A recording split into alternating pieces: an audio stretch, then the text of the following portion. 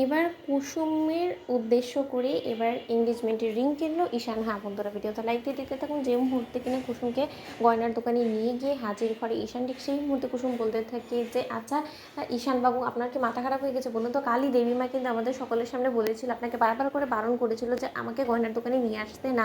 তা সত্ত্বেও আপনি কেন দেবীমার আদেশ নিয়ে এরকম অমান্য করলেন বলুন তো? আয়ুষ্মান বাবু, আপনি তো অন্তত ঈশান বাবুকে বোঝাবেন। ঠিক সেই মুহূর্তে ঈশান বলতে থাকে যে ওকে কুল কুল কুল, এত কিছু তোমার অস্থির হওয়ার কোনো প্রয়োজনই, এত ভাবনা চিন্তা করারও প্রয়োজনই। আমি আসলে ভাবছিলাম যে আমি কী করে এবার দেবলীনাকে ছাড়া রিং কিনবো, এবং এই কাজে আমার অবশ্যই তোমার সহযোগিতার প্রয়োজন পড়বে, কারণ আমি মেয়েদের চয়েস সম্পর্কে সেরকম কোনো কিছুরই ধারণা রাখি না, এবং তার থেকেও বড় কথা আমি দেবলীনার আঙুলের মাপটাই বা কী করে পাবো, তার জন্য আসলে রীতিমতো আমি তোমাকে নিয়ে এসেছি। ঠিক সেই মুহূর্তে ঈশান মনে মনে বলতে থাকি যে সত্যি কথা বলতে তো আমার তোমাকে বড্ড বেশি মনে ধরেছে, এবং আমি চাই যে আমি যাকে প্রথম এঙ্গেজমেন্টে রিং পরাবো সেই ব্যক্তিরা যাতে তুমি হও, সেটা আমার মন চায়, এবং আমি আমার মন যেটা চাই সেটার কথাই শুনবো। তার জন্য সর্বপ্রথম আমি আমার পছন্দ করা এঙ্গেজমেন্টের রিংটা আমি তোমার হাতেই পরাতে চাই কুসুম, তার জন্যই তো আমি এখানে এসেছি। ঠিক সেই মুহূর্তে যখন আয়ুষ্মান বলতে থাকে যে আর দেবলীনা যে অপেক্ষা করে রয়েছে, ঠিক সেই সময় ঈশান বলতে থাকে যে ওকে অপেক্ষা করতে দাও, আমি বাড়িতে গিয়ে মাকে কিছু একটা বানিয়ে টানিয়ে বলে দেবো, ওসব নিয়ে একদম ভাবনা চিন্তা করার কোনো প্রয়োজন নেই। ঠিক সেই মুহূর্তে যখন দোকানের সব থেকে এক্সপেন্সিভ এবং এক্সক্লুসিভ ডিজাইন ঈশান খুঁজে বার করে এবং বলতে থাকে যে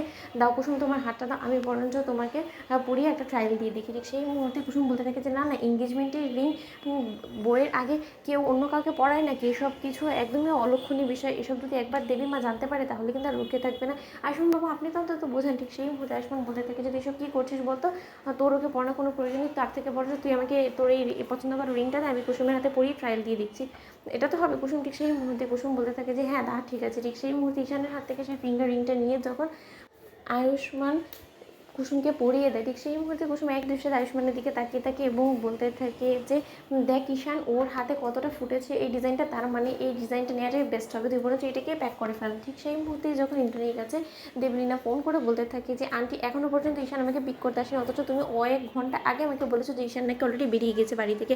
অন্যদিকে ইন্টারনেট যখন বলতে থাকে যে তোমার ছোটো কাকিমাকে আমি এক্ষুনি ফোন করে জিজ্ঞেস করছি। ঠিক সেই মুহূর্তে দেবলীনা বলতে থাকে যে ছোটো কাকিমাকে তোমার প্রয়োজন নিয়ে জিজ্ঞেস করা, আমি বরঞ্চ তাকে জিজ্ঞেস করছি। অন্যদিকে এটা বলতে না বলতেই যখন ঈশানের ছোটো কাকিমা ফোন করে বলতে থাকে যে দেবলীনা তুমি অপেক্ষা করেই বসে থাকো ওখানে, কারণ গয়নার দোকানে তো তোমার অবর্তমানে যার যাওয়ার সে চলে গিয়েছে, কারণ আমাদের বাড়িতে যে কাজ করে না শুধুমাত্র জয়েন করেছে কুসুম, সে এখনও পর্যন্ত আসেনি, এবং যতটুকু আমি জানতে পেরেছি যে ছাদ থেকে দেখেছি যে কুসুম ওর সঙ্গে গাড়িতে করে কোথাও একটা যাচ্ছিলো, তা নিশ্চয়ই তুমি বুঝতে পারছো যে তোমার অবর্তমানে কুসুমের পছন্দ করা সেই রিংটাই তোমাকে পড়তে হবে। কতটা ক্লাসলেস হয়ে গিয়েছে এখন ঈশানের, সেটা ভেবে দেখেছো? তাই আমি বলছি যে নিজের অধিকারটা কেড়ে নেওয়ার চেষ্টা করো, এখনও সময় আছে। যদি নিজের অধিকারটা না বুঝে নিতে পারো না, তাহলে কপালে অনেক দুঃখ আছে।